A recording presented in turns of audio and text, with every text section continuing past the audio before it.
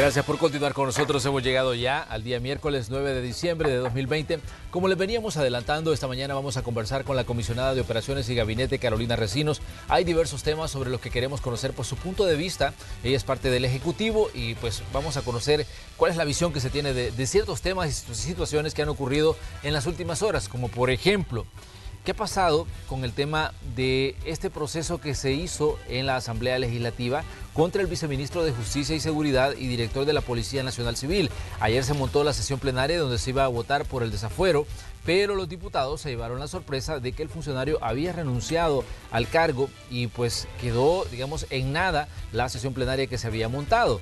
Esta situación pues es lo que ha ocurrido en las últimas horas y ahora pues algunos legisladores dicen que el funcionario pudo haber cometido un fraude de ley al presentarse a la Asamblea Legislativa pues ostentando un cargo que ya no tenía porque ya lo había dejado. Esto es parte de lo que vamos a conversar hoy. Hay diversos elementos en esta situación que ocurrió ahí y también otros temas que están en las agendas, pero pongamos a continuación pues algunos hechos en contexto.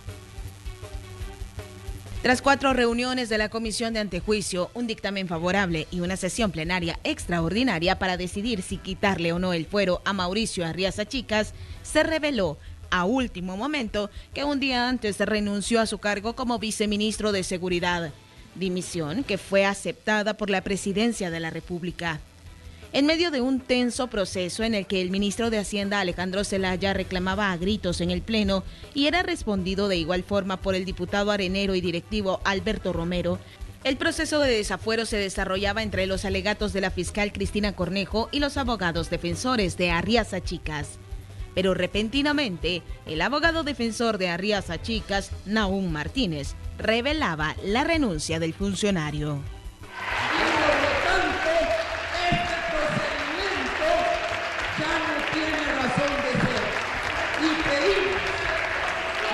En virtud de ello, al no ser competentes, se termine adefesio jurídico.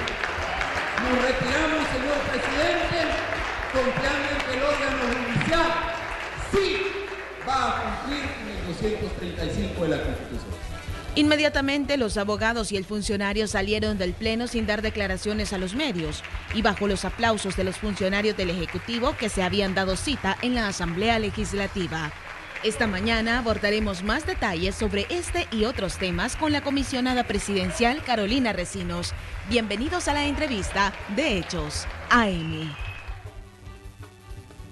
Así es, la comisionada ha respondido a nuestro llamado y se encuentra aquí en el estudio de Hechos AM. Comisionada, buenos días, un gusto saludarla en este inicio de la jornada.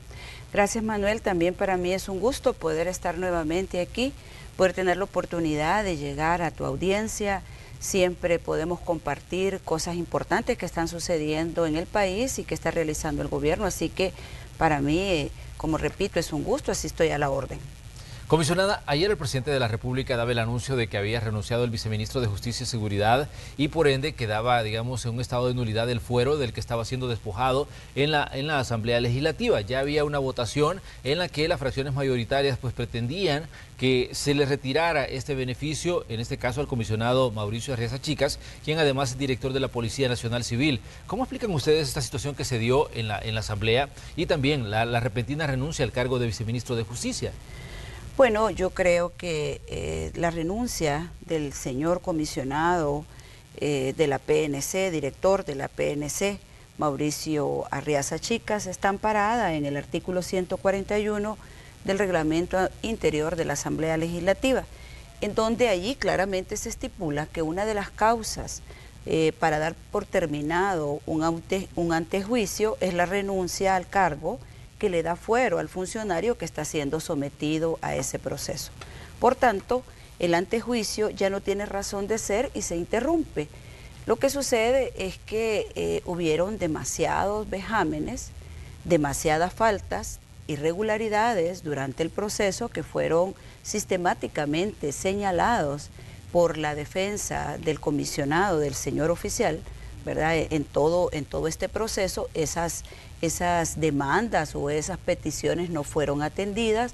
De hecho, al revisar el expediente, tal y como ellos lo mencionaban ayer y como lo han mencionado ya en diferentes situaciones de las veces que fueron y que fueron convocados y presentaron y descargaron prueba, y el día de ayer lo pudimos ver también en la lectura, en la carga que estaban poniendo en todo el dictamen que ya habían definido.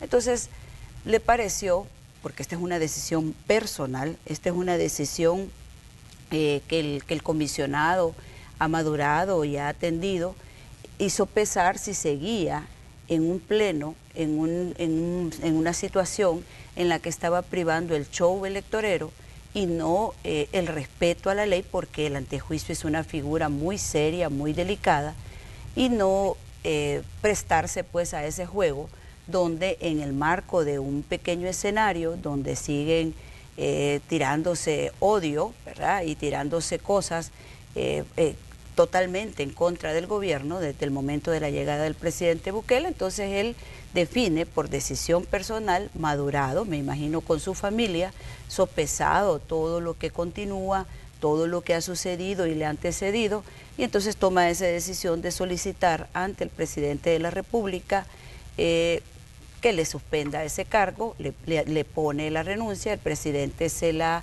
acepta, esta se publica y también le queda una lección a la Asamblea Legislativa que con más de 1.500 asesores pues no pueden hacer una revisión del diario oficial.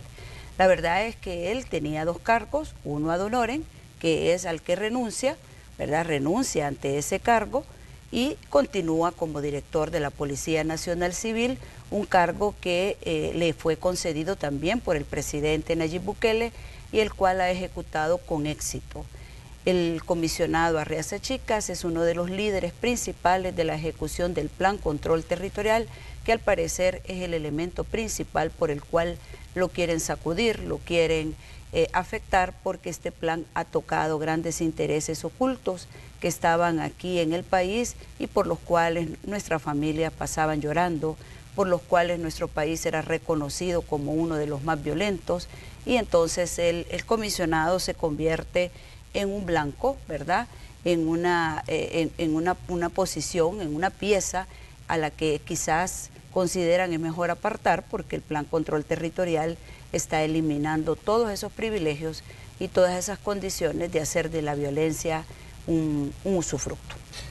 Comisionada, una de las interrogantes que surgían ayer era, digamos, bueno, por lo menos de parte de algunos de los legisladores, escuchábamos a Yancy Urbina, escuchábamos al general Vargas, diputados del FMLN y Arena, ambos, y decían si no se cometió un fraude de ley porque el comisionado se presentó a la Asamblea Legislativa y se presentó como viceministro cuando pues todavía no se había conocido que él había renunciado. Entonces ahora pues ellos decían de que se le puede sumar a las acusaciones que se han hecho la posibilidad de que se haya cometido un tipo de fraude o una usurpación de funciones al presentarse con un cargo que ya no ostentaba.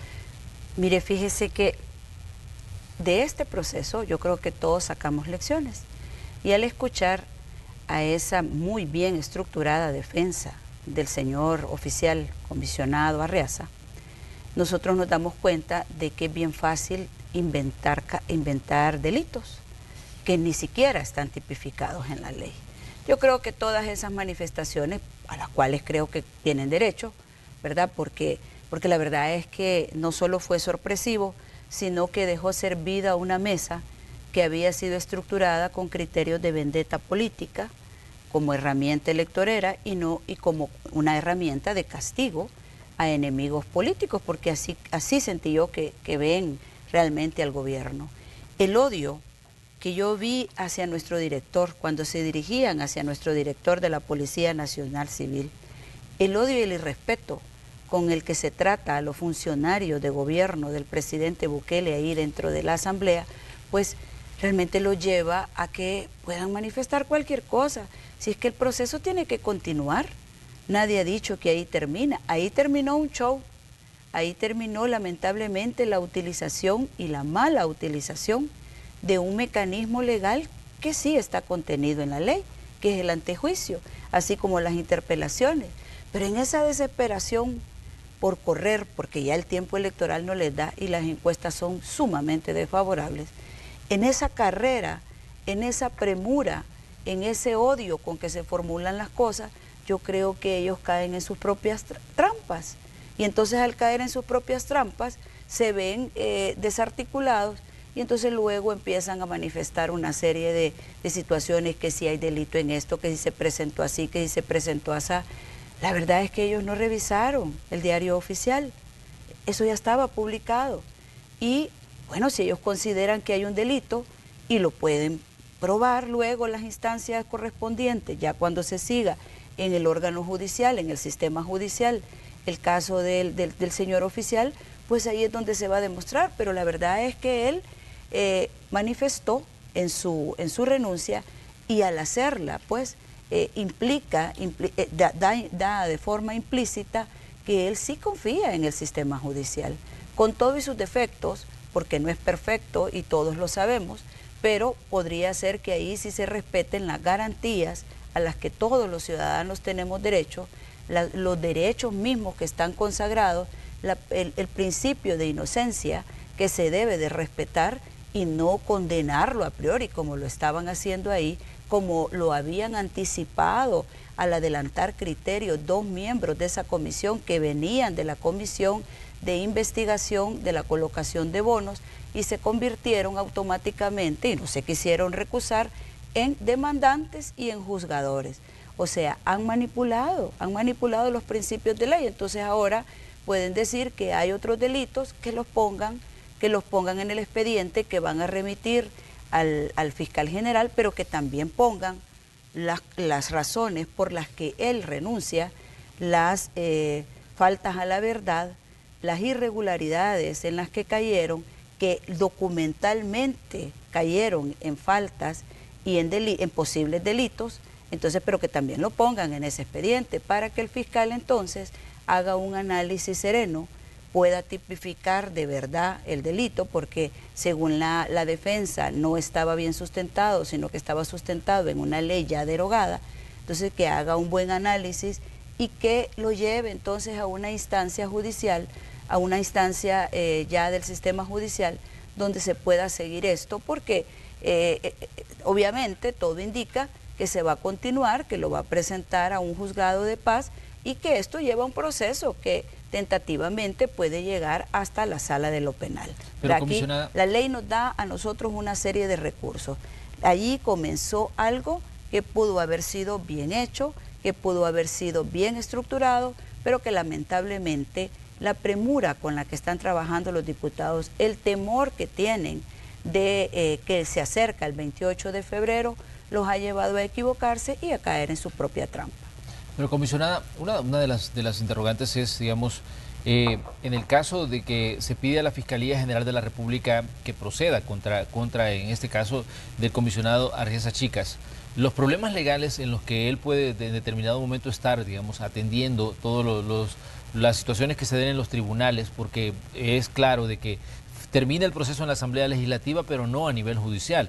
Y de hecho el mismo presidente de la República lo decía en una publicación que hacía cuando daba las explicaciones, donde decía de que él había renunciado, que decía que el proceso ya no va a caer en una cámara, sino en manos de otros actores del órgano judicial, donde decía se espera que se haga justicia. Esto no puede, digamos, en determinado momento afectar el plan control territorial, el hecho de que el director de la policía y ahora ex viceministro pues esté atendiendo también un proceso judicial y pueda descuidar, digamos, sus funciones como director de la policía y como cabeza del cuerpo de seguridad que está pues manejando el plan control territorial. No, yo no lo veo así, Manuel, porque nuestro director de la Policía Nacional Civil es un policía de carrera, una persona que tiene más de 25 años de experiencia, que ha pasado por una cantidad de cargos, viene de abajo, viene de conocer toda la estructura de la policía, tiene un liderazgo fuerte, tiene un equipo además que lo rodea, de muchísima experiencia, de muchísima capacidad y de muchísima claridad, ¿verdad? Entonces, él es inocente. El director de la Policía Nacional Civil es inocente y así se ha manifestado él en todo este proceso y así va a continuar, porque mientras él no sea vencido en juicio, él es inocente y nadie y ninguna ley le puede obligar entonces a dejar un cargo. Él no va a dejar de atender su principal responsabilidad, que es continuar al frente de la policía, que es además llevar adelante el plan control territorial Y de hecho, imagínense, en medio de la pandemia, en medio de todo lo que estamos viviendo, nosotros ya tenemos 36 días con 0 homicidios. Eso es inédito, eso no lo esperaba nadie y parece que la alegría del 97, 98% de la población es la molestia del 1 o el 2% que sigue a estas personas y que ellos mismos pues procuran con esa forma en que lo hicieron ayer, con esa forma irrespetuosa en la que además le lesionan derechos a otro ministro presente ahí, al lesionarle su derecho a la intimidad a él y a su familia, a sus niños pequeños. Entonces no puede seguir así. Entonces él sigue como director, lo es por derecho, lo es por el mérito de haber llevado hacia adelante esta estrategia que ha minimizado dramáticamente, que ha roto con un país que estaba siendo reconocido como uno de los más violentos del mundo y que ahora las mismas autoridades de la región centroamericana acuden a este país a tratar de conocer cómo es que se ha implementado este plan y cómo es que hemos llevado ya un alto nivel de pacificación al país y por lo cual ahora podemos hablar entonces de recuperación económica y podemos hablar de crecimiento para todos los sectores, sobre todo aquellos que han estado históricamente excluidos de los beneficios del desarrollo. Ayer teníamos la visita de algunos de los diputados de la Asamblea Legislativa y una diputada decía, de hecho la diputada que estaba fungiendo como fiscal en el caso del proceso contra el comisionado Arriaza Chicas, decía que hay una clara utilización, por lo menos desde el punto de vista de ella y de su fracción, decía que hay una clara utilización de parte del Ejecutivo de la institución como la policía y como la Fuerza Armada. Ella hablaba de una instrumentalización para proteger, decía, intereses, en este caso, de funcionarios y no los intereses del Salvador. ¿Qué dicen ustedes sobre esto, donde se está acusando pues de instrumentalizar a instituciones como la Fuerza Armada y la policía? Mire, yo creo que esos son planteamientos personales. La gente, la población, que es a la que nosotros nos debemos, no lo interpreta así. Los números lo dicen. La verdad es que ellos hacen cosas de doble, no sé, de doble rasero, pues. Por un lado, acusan a nuestro comisionado, a nuestro director de la Policía Nacional Civil, y le quieren sumar y colocar muchas más faltas, etcétera, etcétera. Pero por el otro lado, cuando se trata de sus amigos, cuando se trata de sus socios, no aplican con la misma severidad ni sus comentarios ni sus actuaciones. Recientemente tuvieron la oportunidad de quitarle el fuero al diputado Quijano, que sí, con videos, con pruebas contundentes, se ha demostrado, ha negociado con las pandillas y eso implica muertes, eso implica personas que murieron a manos de esos pandilleros, pero a él no se le debería de quitar el fuero. Entonces no tiene sentido ponernos a discutir lo que puedan decir, porque ese es un planteamiento interesado, porque el Plan Control Territorial ha posicionado a este gobierno como un gobierno que cumple, como un gobierno que sí va hacia adelante y que no tiene miedo de tomar el toro por los cuernos y hacer de la violencia algo que quede en la historia y pasar la página y poner al país en una perspectiva diferente. Entonces, ¿qué más van a decir ellos? ¿Qué más van a decir ellos de la Policía Nacional Civil si ellos la tenían abandonada? Si la tenían siquiera sin carros correctos, o no se recuerdan cómo los policías andaban patrullando, empujando los carros porque ni para la gasolina tenían, y hacían rifas para poder comprar las llantas de los carros, o no se recuerdan cuántas delegaciones no tenían ni siquiera cama, no tenían ni siquiera 3 baños para una cantidad de personas que estaban cuidándonos, que estaban en el servicio mucho más peligroso, mucho más entregado que puede haber, que es exponer la vida para proteger al resto de la población. Entonces, ¿qué pueden decir ellos de la Policía Nacional Civil? Una policía que por décadas no le habían mejorado sus salarios. Y este gobierno y este presidente es el que le mejora los salarios, el que le da un bono alimenticio diferente, el que le mejora sus uniformes. ¿O no es cierto que pasaban un año completo para al fin no darles ni siquiera un par de botas? Entonces yo creo que está de más estar discutiendo quién ha instrumentalizado a la policía, porque al tenerla en esa condición de armas viejas, uniformes roídos, zapatos no adecuados, instalaciones para que ellos pudieran descansar, leer, procurar una mejor formación policial inexistentes, una academia destruida, o no, los mismos medios han ido a la academia allá por el aeropuerto y han encontrado instalaciones destruidas, y este gobierno es quien la está mejorando. Y entonces, ¿para qué lo tenían así? Una Policía Nacional Civil cuyos miembros no tenían otra opción más que aguantar o irse.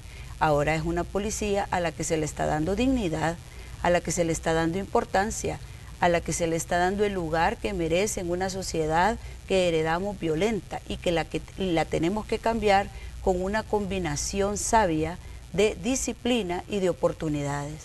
Entonces yo creo que no vale la pena estar discutiendo esos planteamientos, porque la historia es la que juzga. Nosotros aquí podemos decir y pueden decir, no, es que la comisionada es interesada también en sus planteamientos porque es parte del gobierno.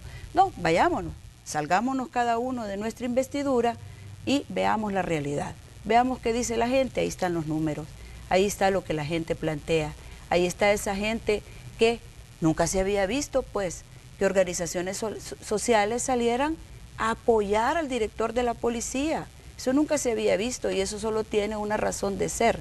Eso tiene la razón de ser de que esta policía sí le está dando resultados, que son los resultados que necesita el país, que necesita esas personas sencillas que tienen que ir a trabajar, ese joven que tiene que salir a estudiar y luego a trabajar y tener la certeza de que va a llegar a su casa.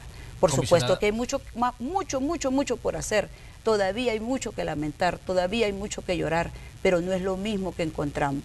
Eso ha quedado radicalmente ya partido en dos. Comisionada, ¿ustedes garantizan entonces la continuidad de Mauricio Arriaza Chicas, el comisionado Mauricio Arriaza Chicas, como director de la Policía Nacional Civil? Porque sabemos que él renunció al cargo de viceministro de Justicia, que como usted señalaba era un cargo ad honorem, pero continúa como director de la policía. ¿Ustedes están garantizando que va a haber continuidad de él en el cargo? Es decir, no ven en el panorama, digamos, un posible relevo de él como director de la policía mientras resuelve los problemas que está enfrentando a raíz de todas estas acusaciones que se han derivado en los señalamientos que han hecho en la Asamblea Legislativa. Pues yo creo que el presidente fue claro ayer en su comunicación. Él siempre comunica rápidamente a la población, no tiene burocracia para dar las órdenes y para dar a conocer qué es lo que está sucediendo al interior de cada una de las situaciones que vamos viviendo. No, él lo ha ratificado como director de la Policía Nacional Civil, el comisionado sigue en su cargo, tiene que seguir el proceso que el fiscal le plantee, como decía yo, el fiscal tiene que hacer una sana crítica, el fiscal tiene que hacer un análisis de todo lo que ha sucedido, tiene que escuchar y leer todas las pruebas que ha presentado la defensa de nuestro director, pero también la misma defensa decía ayer, tiene muchísimos más recursos que presentar, muchísimos más testimonios, muchísimos más documentos que desvirtúan que nuestro director haya cometido algún ilícito o haya cometido alguna falta. Así que él sigue en el cargo, ya lo planteó el presidente de la República, que es a quien le compete nombrarlo, a quien le compete mantenerlo ahí, y creo que lo hace con justificada razón. Lo voy a repetir porque me parece que es un orgullo para nosotros tenerlo que decir y posicionarlo. Este director, este equipo de la Policía Nacional Civil es un equipo y un director valientes, mujeres y hombres que han llevado a este país a una situación distinta, a una situación que ni siquiera se consideraba, porque aquí se aplicó mano dura, durísima, golpe, aquí se aplicaron todas las estrategias y hay quienes vienen aquí a rasgarse las vestiduras y a decir que ellos ya habían eliminado las maras. Falso, absolutamente falso. Aquí se heredó un país donde las familias no podían llegar a ver a otros a los barrios. Aquí se heredó un país partido por la mitad y estamos nosotros trabajando porque se recupere la soberanía territorial, se recupere la tranquilidad y se le dé oportunidad a todos los sectores para que El Salvador no sea reconocido por violento, sino por laborioso, por exitoso, por tener políticas de avanzada. Vamos a hacer una pequeña pausa comercial. Tenemos más preguntas para la comisionada de Operaciones y Gabinete, Carolina Recinos, en esta mañana de día miércoles. Por ejemplo, hay otro debate abierto, el tema de los fondos de Fomilenio 2. Este es un punto también en las agendas. También estamos ya casi en la cuenta regresiva para que tome posesión un nuevo gobierno en los Estados Unidos. Vamos a hablar un poco de esto también y el anuncio que se hizo de la ampliación del TPS para miles de salvadoreños que están viviendo y trabajando en la Unión Americana. Automáticamente esto se va, digamos, a aplazar y se va a alargar el tiempo para que ellos puedan permanecer sin problemas en Estados Unidos hasta el mes de octubre de 2021. Estos y otros temas aquí en la entrevista de Hechos AM en esta mañana. Volvemos enseguida.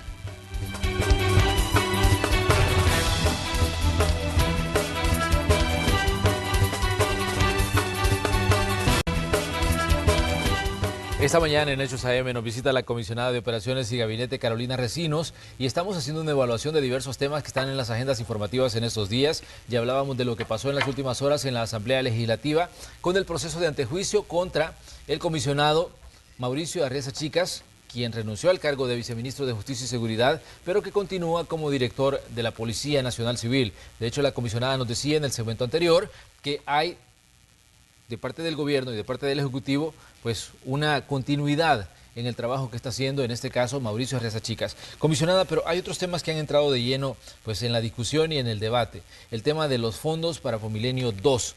Sabemos que la Corporación del Reto del Milenio ha dado un nuevo plazo hasta el 7 de enero para que, digamos, se provisionen los 50.7 millones que son necesarios para concluir obras que están en ejecución como parte del paquete de Fomilenio 2. La Asamblea Legislativa ha dicho, bueno, los fondos ya fueron entregados, el Ejecutivo ha dicho, esos fondos fueron reasignados, pero ¿hacia dónde va este debate, comisionada? Considerando, digamos, que hay una intervención en este caso de un socio tan importante como Estados Unidos y en un tema que afecta o también beneficia a mucha gente que está, digamos, en los lugares donde se están desarrollando estas obras. Mira, Manuel, lamentablemente tenemos que ocupar tantos minutos para explicar esa sinrazón. O sea, este país necesita mucho y lamentablemente estos diputados y estas diputadas, especialmente esa fracción de Arena, el Frente, y pareciera su jefe de fracción, el diputado Rodolfo Parker, pues nos mantienen en esta discusión interminable ante cosas tan lógicas, ante cosas tan necesarias, ante aspectos tan elementales como, por ejemplo, no jugar con nuestro nombre, con nuestro prestigio y con la cooperación internacional proveniente de nuestro socio confiable, nuestro principal socio, que es Estados Unidos. El 22 de julio, y esto tiene una historia, pues el 22 de julio pasado se presentó la iniciativa para distribuir los 250 millones del crédito del BID. Allí estaba el fideicomiso.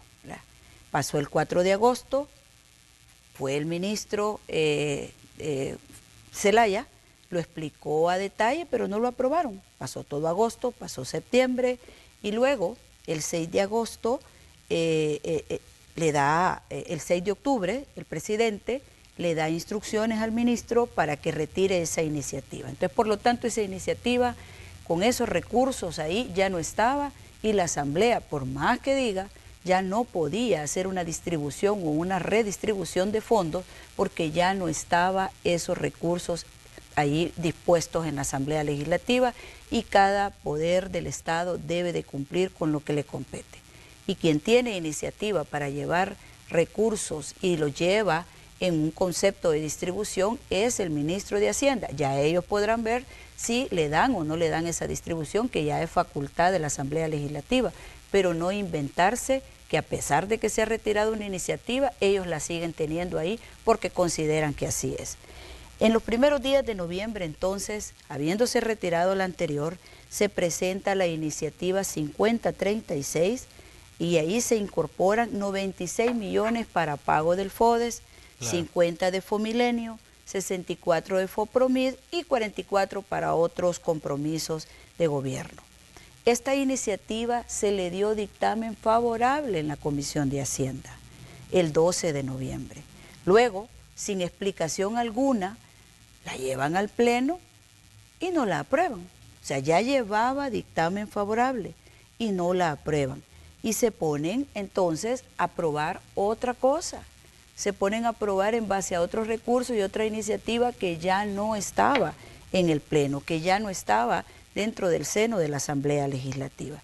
Entonces el presidente declara públicamente que no se puede aceptar ese dictamen porque es materialmente imposible, ya que ya no estaba el recurso dentro de la Asamblea Legislativa, pero además porque los fondos ya se habían orientado al fideicomiso y que ellos tenían otros fondos ahí, que son estos 250 que había llevado ya el ministro para que los reorientaran de otra manera. Entonces, pero además porque eso no le compete a la Asamblea. El lunes 7, en virtud de no agotar el Fomilenio, de no afectar nuestra imagen, de seguir adelante con este socio, y que cuando el día que se vencía el plazo del Fomilenio, el ministro se presenta ante la Asamblea Legislativa y les dice que de esos 250, de esa iniciativa que él ha llevado, donde se le daban 96 a las localidades, a los municipios, claro, para el FODES, más el tema de FOPROMID, más el tema del Fomilenio, que solo aprobaran que se incorporara al presupuesto los 50 millones del Fomilenio. Pero no quieren, simplemente no quieren, porque ellos quieren seguir haciendo todo un show en cada plenaria. Entonces quieren llamar la atención porque cuando van al territorio la gente no los quiere ni recibir. Entonces están ahí ya tocando cosas tan sensibles, tan delicadas como el Fomilenio. Ellos crean ese revoltijo de palabras y dicen que los 50 ya se habían aprobado, que son dobles aprobaciones. Eso no es cierto. Y le preguntan dónde está el dinero. Esa es una de las preguntas que se hacen. El dinero, ellos saben dónde está. Si lo que llegó a la Asamblea Legislativa, lo que ellos tienen ahí son 600 y ellos no los han incorporado al presupuesto. Si lo único que nos han incorporado es eso, y de esos 600, 300 han pasado al gobierno, el resto es presupuesto 2020. Es que ellos hacen una mezcolanza de planteamientos precisamente para sostener en esos periódicos que son afines a ellos, en esos pequeños periódicos que ya pues tampoco tienen una gran circulación, ¿verdad? Esos titulares de dónde está el dinero. Bueno, ahora dicen 9.000 millones, ahora estaba viendo yo un titular ahí, yo no sé, pero multiplican las cosas de una manera fantástica. O sea, si ellos estuvieran gobernando, este país estuviera así en grandes opulencias, no hubiera pobreza, no hubiera nada, ¿verdad? Entonces siguen multiplicando cifras que solo están en sus análisis. Entonces el presidente explicó con mucho más detalle del que yo he dado aquí el día lunes en su comparecencia, con todo detalle cómo fue llevado desde julio hasta ese día, 7 de diciembre, y que ellos no podían modificar ese decreto 640 y que lo hicieron ilegalmente para hacer creer que el Ejecutivo es el que tenía problemas. El dinero está en Bandesal y ha ido para el fideicomiso de las MIPYMES. Son miles y miles de empresas medianas y pequeñas que ya fueron beneficiadas, otras que ya están en situación de espera. Son miles de empresas las que han recibido ese subsidio a la planilla y que ha sido tan beneficioso y que es una bendición poderlo recibir para poder seguir manteniendo los salarios y manteniendo esta economía que ya da indicios de recuperación afortunadamente. Comisionada, pero entonces ¿de dónde salió la versión de que el digamos, fideicomiso para financiar los problemas o para sacar a flote a las pequeñas y las microempresas se había financiado con letes y con CETES? Eso es lo que ellos dicen. Entre lo que ellos dicen y la realidad hay un mundo de diferencia. Es que ellos no están gobernando. Ellos quieren interpretar lo que miran entre bambalinas y lo interpretan a su conveniencia. La realidad es que el recurso está en Bandesal y es un recurso que lícitamente y además adecuadamente le está sirviendo a esos empresarios, medianos y pequeños empresarios. ¿O es que también le quieren quitar el recurso a ellos? ¿O es que también no quieren que la economía salga adelante?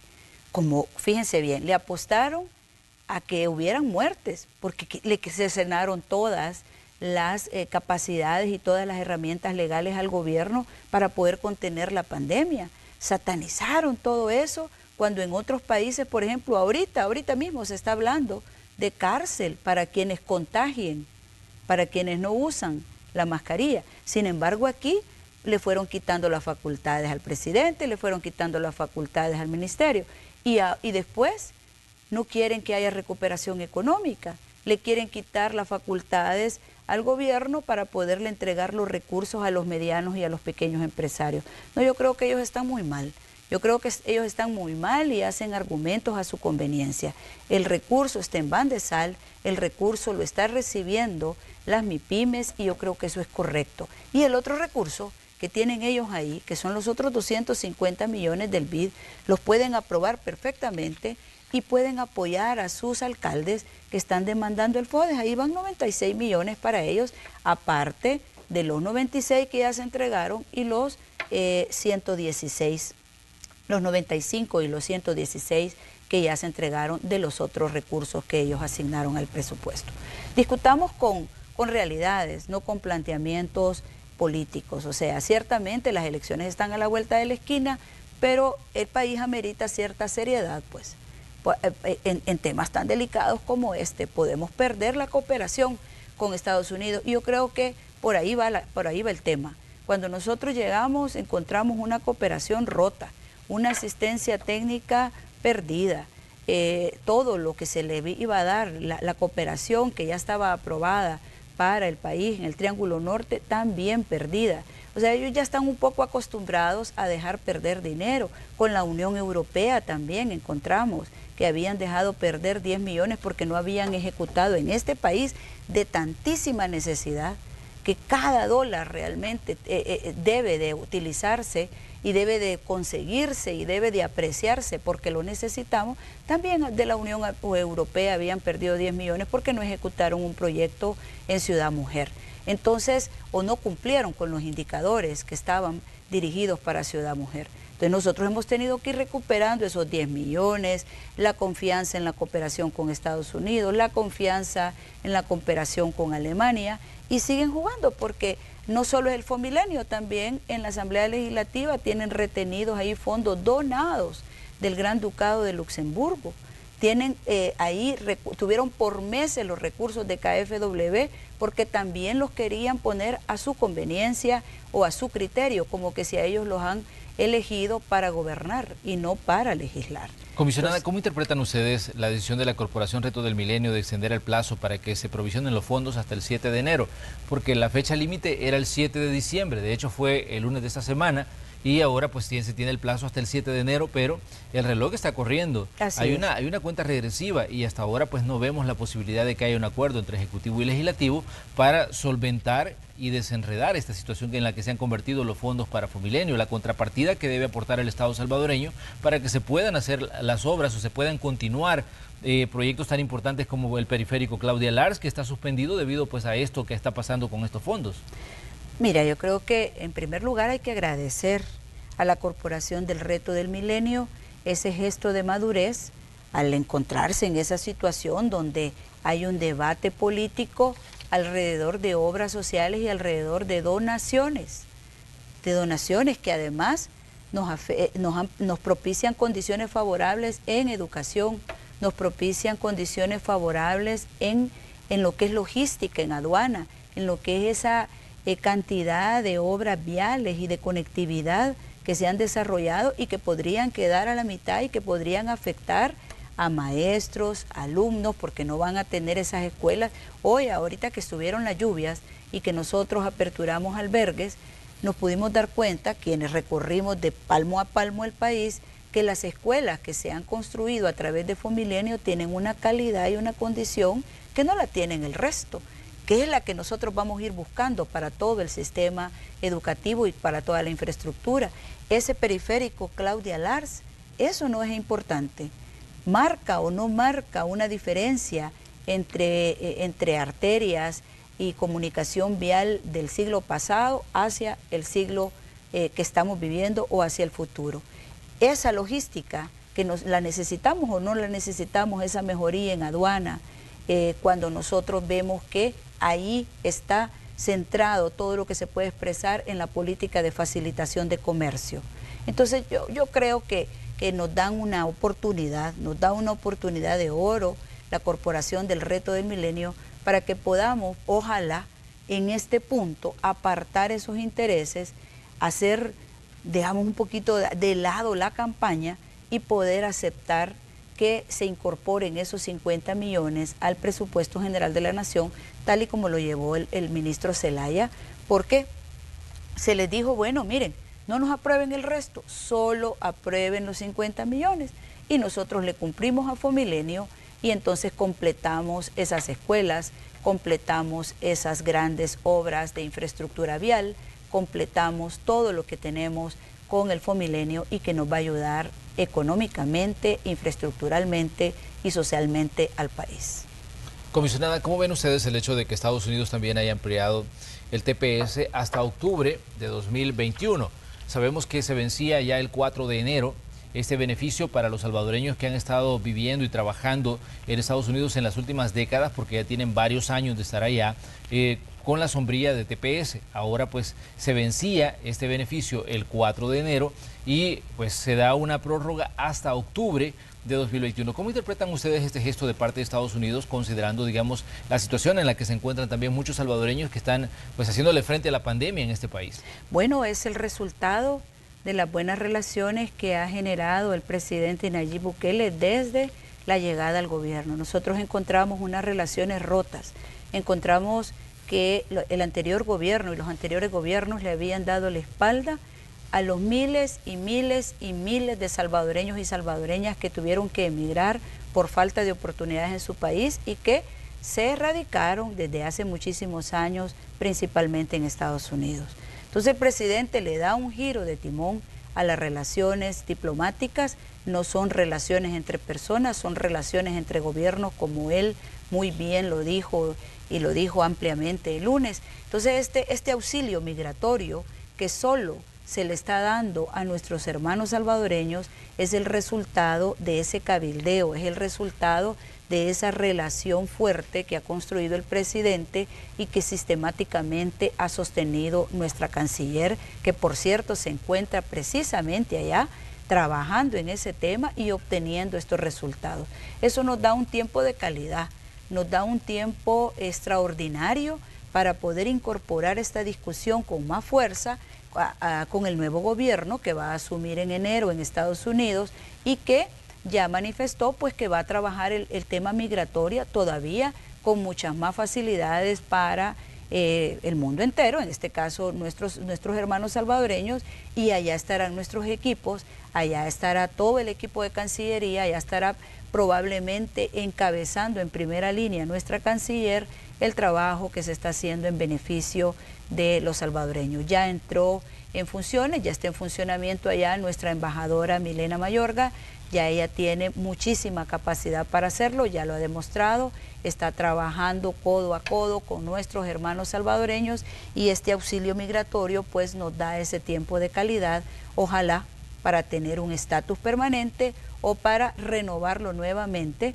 pero en síntesis y en conclusión, para beneficio de estas familias que están allá y de las que reciben el apoyo de sus familiares. Bueno, de hecho el beneficio es para todos los países que tenían TPS y que, digamos, se habían visto afectados por la conclusión de este beneficio que ha estado otorgando el gobierno de Estados Unidos ante situaciones de emergencia. Recordemos que en el caso de El Salvador, TPS surgió como una alternativa para darle pues oportunidad de empleo a personas que fueron afectadas por los terremotos del año 2001. Sí. Y desde entonces se ha venido prorrogando y ahora pues el gobierno de Estados Unidos anuncia que automáticamente se prorroga hasta octubre para todos los países que en determinado momento tuvieron estos problemas y que sus ciudadanos pues estaban amparados a TPS.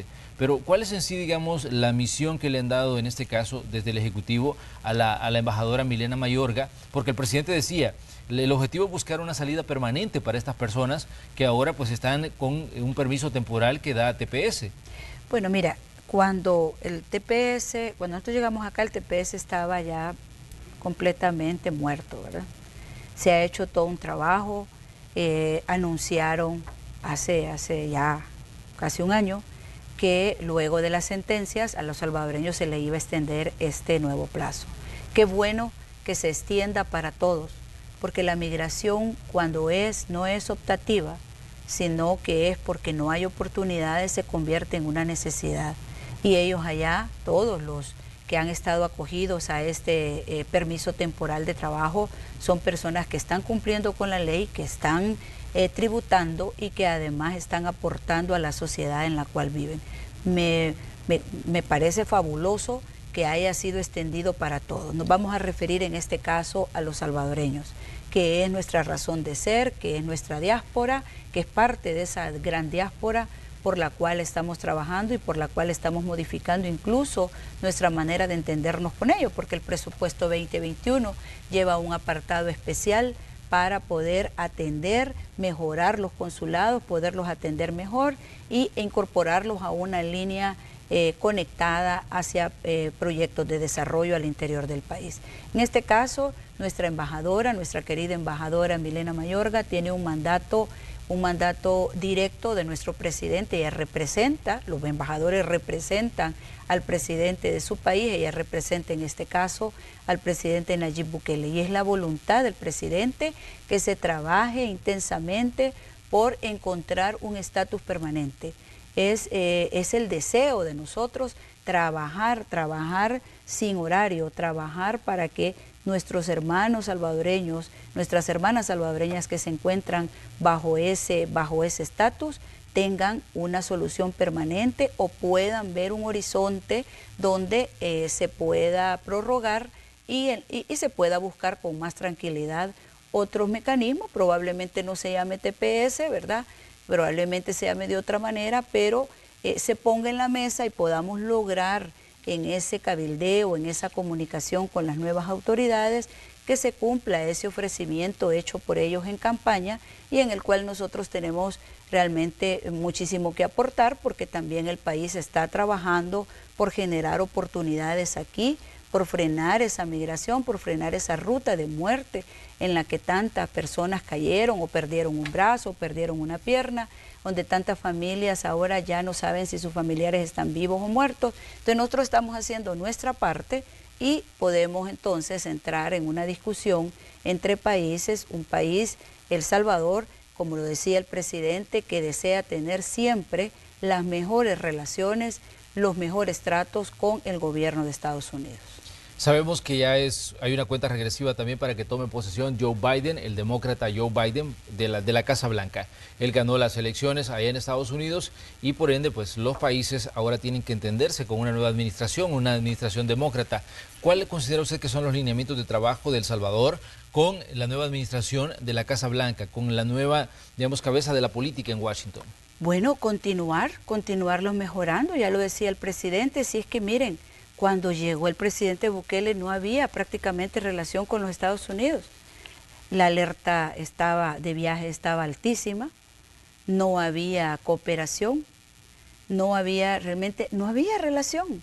Entonces el presidente Bukele lo que hizo fue lo que tenía que hacer, voltear a ver hacia el norte, dejar de ver hacia el sur, porque ahí lo que podían haber eran 3 amigos, pero en este lado lo que habían son miles y miles de salvadoreños que además anualmente envían remesas que se convirtieron, y así la fueron convirtiendo los gobiernos anteriores, en un factor esencial, en un pilar esencial de la economía. Entonces, la lógica, la inteligencia racional, el cumplimiento de la promesa exigía, bueno, vamos a convertir este desastre de relación heredada en una relación entre países y entre gobiernos robusta que nos dé resultados. Y nos ha dado resultados.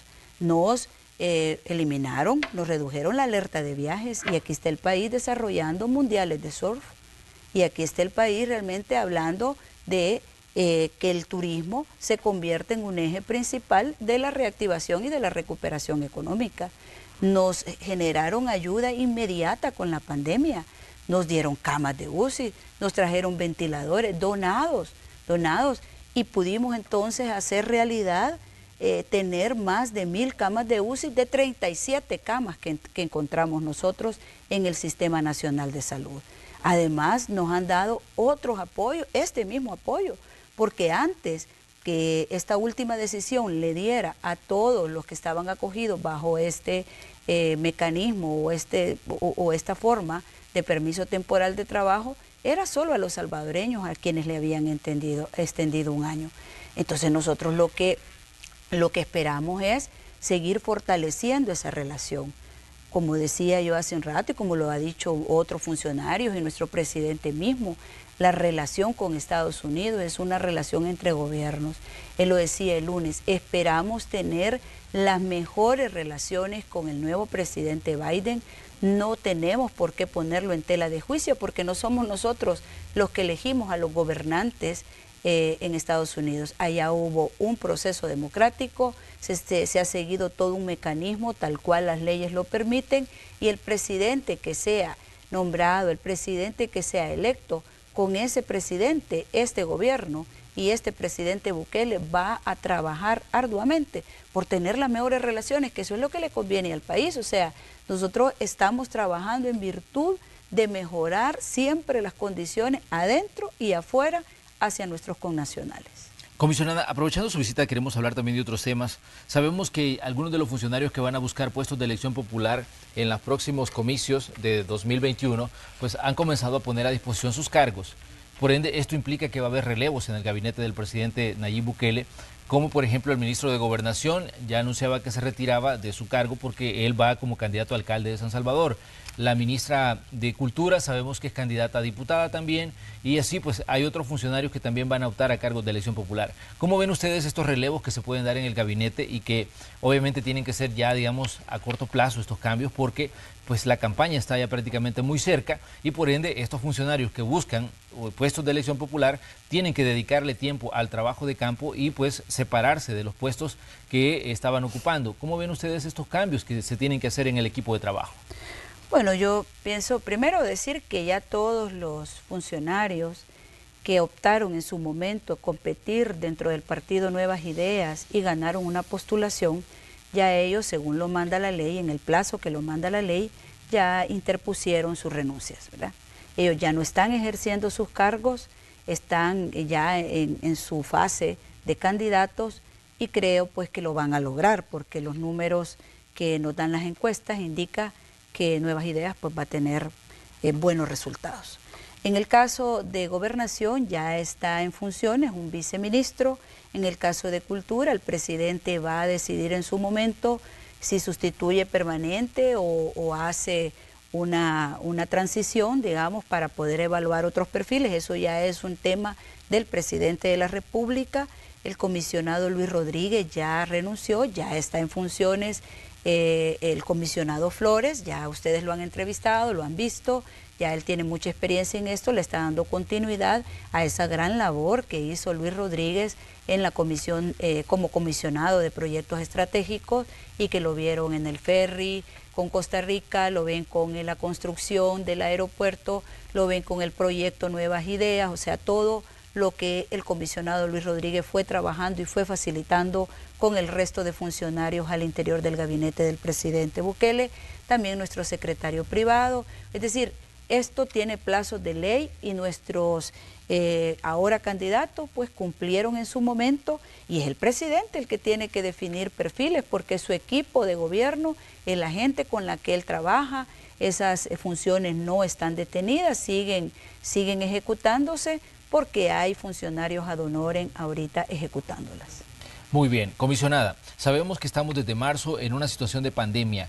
En los últimos días se ha dicho de que hay un incremento, una leve tendencia a la alza en los casos de COVID-19, pero ¿cuáles son los datos que tiene usted de primera mano sobre la situación hospitalaria? Sabemos que usted pues tiene una relación directa con este caso el ministro de Salud y con el Gabinete Ampliado de Salud para conocer, digamos, los datos respecto a la evolución de este problema que surgió allá por marzo para El Salvador y que estamos a diciembre y nosotros dábamos ya algunos datos donde vemos también un incremento en el caso de personas fallecidas, porque quizás hemos entrado en una fase de un poco de relajación los ciudadanos, pero la pandemia continúa ahí, el virus continúa ahí y la amenaza para la salud de los salvadoreños continúa ahí.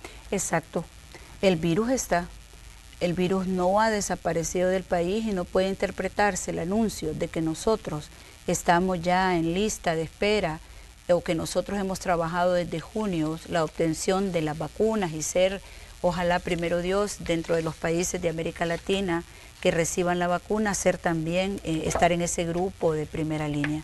El COVID sigue cobrando vidas, el COVID sigue trayendo luto y trayendo tristeza y incertidumbre a la familia salvadoreña y a las familias del mundo. Pues ciertamente siguen sucediéndose las muertes, lo decía el presidente el lunes, los casos no han aumentado dramáticamente. Creo que ese no es el indicador que más preocupa al sistema de salud, claro, porque las camas están, el cupo, pues digamos, el índice de ocupación, el porcentaje de ocupación de nuestro sistema de salud todavía no está presionado ni mucho menos colapsado. Recuérdense que dentro de las estrategias que el presidente planteó para poder abordar la pandemia fue transformar el sistema, generar espacios, generar áreas dentro de los hospitales, llevar ventiladores, llevar equipamiento que no existía, válvulas de alto flujo, llevar una serie de equipos que aquí en este país no estaban, no existían, no estaban entregados al sistema público, no sé por qué, porque solo lo tenía el sistema privado de atención y no podía dar abasto. Ya la historia nos demostró pues que quien ha hecho frente, quien ha atendido a los enfermos y a las enfermas de COVID es el sistema público y lo ha atendido con calidad y con un protocolo de medicamentos de última generación. Entonces, ese no es el indicador que está preocupando. Lo que está preocupando es que dentro de los contagiados y dentro de las muertes que se van reportando diariamente está el segmento poblacional de adulto mayor. Y esto lo que puede indicar es que ellos se relajaron en el cuidado de sus medidas de bioseguridad, en el distanciamiento, en el uso de la mascarilla al interior de la casa, al recibir a los nietos, al recibir a los amigos, sobre todo que ahorita ya nos vamos acercando a Navidad, o producto de que después de la cuarentena todo el mundo abrió las puertas, ¿verdad? O muchos abrieron las puertas y dejaron entrar a personas conocidas, a familiares, pero sin las medidas correctas. Entonces, ¿qué sucede? Ese es uno de los segmentos poblacionales más delicados, porque ya en esa edad pues hay otras enfermedades asociadas, otros padecimientos asociados que pueden desencadenar que la enfermedad del COVID, que el virus del COVID, bueno, llegue a la muerte. Entonces son las personas adultas las que más están sufriendo, por eso el presidente hacía un llamado y decía, hay que cuidarse, hay que cuidarnos nosotros, los que tenemos que salir a trabajar, los que tenemos que caminar, los que tenemos que interrelacionarnos con otras personas al llegar a la casa donde hay abuelos. Por ejemplo, el fin de semana que estuvimos nosotros acá en lo que sucedió en Soyapango, acá por lo del Tropigás, por lo del que estalló ahí el incendio, pudimos recorrer después toda esa zona de las Brisas, toda esa zona alrededor de la línea férrea. Y es increíble cómo en cada casa encontrás al abuelo, a la abuela, normalmente a los dos y si no a uno de los dos. ¿Eso qué quiere decir? Que cada uno de los miembros de la familia tiene 1, 2 o 3 adultos mayores que puede contagiar y que hay que cuidarlos porque son nuestro tesoro, son nuestros padres, son nuestros abuelos.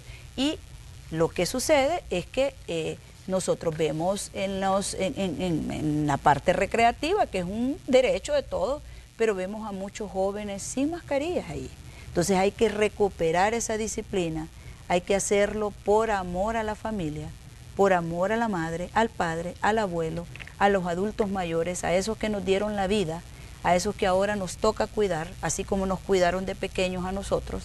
Entonces ese sí es un factor de mucha preocupación y yo le haría un llamado a nuestra población. Nosotros somos una población resistente, somos una población que va hacia adelante, que hemos enfrentado todas estas pruebas que nos ha puesto Dios, todas estas pruebas que nos ha puesto la naturaleza durante todo este año, COVID, langostas, tormentas, incendios, deslizamientos, bueno, de todo. Hay que hacerlo bien. El COVID sigue aquí mientras no venga la vacuna y mientras no haya una gran cantidad de población vacunada, no podemos nosotros descuidarnos. Tenemos que seguir usando la mascarilla, aplicando el distanciamiento social, lavado de manos frecuentes, no tocarnos ojo, nariz y boca. Es decir, hay que desinfectarnos cuando lleguemos a la casa, hay que cuidar a la familia Y tampoco hay que creer que solo son los adultos los que van a sufrir. Hay muchas personas jóvenes que tienen un enorme grado de complicación con el COVID, pero sobre todo hay que acudir temprano, porque lo que está pasando, aparte de lo que decía hace unos minutos, es que la gente está consultando cuando ya tiene 10, 12 días de síntomas, cuando ya sus pulmones están comprometidos. Eso nos lo han explicado hasta la saciedad los médicos, nos lo han explicado los especialistas y por eso lo podemos decir en este momento. Así que yo le hago un llamado a la población a seguirse cuidando, a no confiarse, a no creer que el COVID ya se fue del país. Claro que tenemos una luz al final del camino, como lo dice el presidente, con la obtención de la vacuna. Y primero Dios, el otro año va a ser distinto. Pero en este momento hay en primer lugar que darle gracias por estar vivo. Y estar vivo significa que nos cuidamos antes, que nos tenemos que cuidar ahora y nos tenemos que seguir cuidando mientras el COVID no haya desaparecido del país. De hecho, comisionada, pues hay información relacionada con las vacunas. Ayer comenzaba la vacunación en el Reino Unido con la vacuna de Pfizer. De hecho, hayan fotos que son consideradas ya históricas, imágenes que son consideradas históricas de los primeros ancianos que han recibido pues este medicamento y que inicia la vacunación masiva en el Reino Unido. En Estados Unidos se anunciaba, la FDA anunciaba de que sus científicos han determinado que la vacuna de Pfizer también es segura. También hay una publicación en una revista científica especializada hablando de la confiabilidad de la vacuna que está siendo desarrollada por la Universidad de Oxford y AstraZeneca. Entonces, ¿qué tan cerca podríamos estar en El Salvador dentro de poco de tener, digamos, estos medicamentos a disposición? Miren, yo no me quiero aventurar a dar fechas porque eso crea expectativas.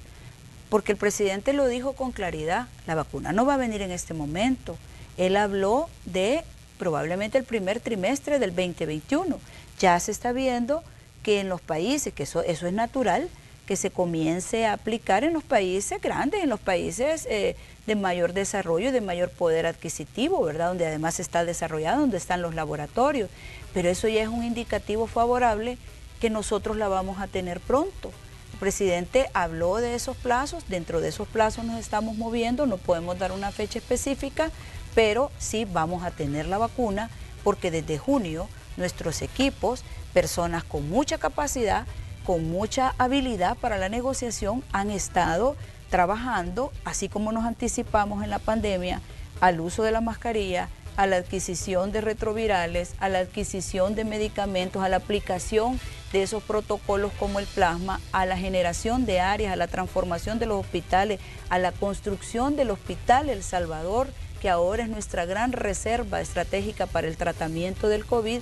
Así también hemos trabajado y nos hemos adelantado en el cabildeo y en la negociación de las vacunas. Las vacunas van a estar aquí, pero mientras tanto, mientras eso no esté aplicándose, mientras no se haya aplicado en esos segmentos prioritarios donde el presidente mencionaba a los trabajadores de primera línea, a los adultos mayores, a los que tenían otros padecimientos que en el desarrollo del COVID podía complicarlos o llevarlos a la muerte. Mientras eso no suceda, sigamos nosotros aplicando los mecanismos y las medidas de bioseguridad que nuestro ministro de Salud, que nuestro equipo de salud y nuestro gabinete ha dicho hasta la saciedad y que no nos vamos a cansar de decir. Cuidémonos, usemos mascarilla, distanciamiento, lavado de manos frecuentes, no tocar ojos innecesariamente, nariz y boca y sobre todo no expongamos a nuestros adultos mayores al venir de una fiesta, al venir de divertirnos y después estar llorando por lo que sucede en la familia. Comisionada, gracias por estar aquí, pues gracias por atender nuestro llamado aquí en Noticiero Hechos para conversar de estos temas y para escucharle a usted el punto de vista pues que tiene desde el Ejecutivo sobre estas situaciones que forman parte de la actualidad en El Salvador y que son temas que están generando pues mucha expectación y seguramente pues mucha curiosidad de parte de todas las personas que están en nuestra sintonía en ese día miércoles. Gracias, comisionada. Gracias Manuel, te agradezco. Despedirme nada más de nuestra población, decirles que seguimos trabajando, que este país va hacia adelante, que este país tiene futuro y que ustedes tienen en sus manos realmente todo lo que va a suceder hacia el futuro en El Salvador. Nosotros nos vamos a una pequeña pausa comercial y regresamos con más de Hechos AM en el día miércoles. Volvemos.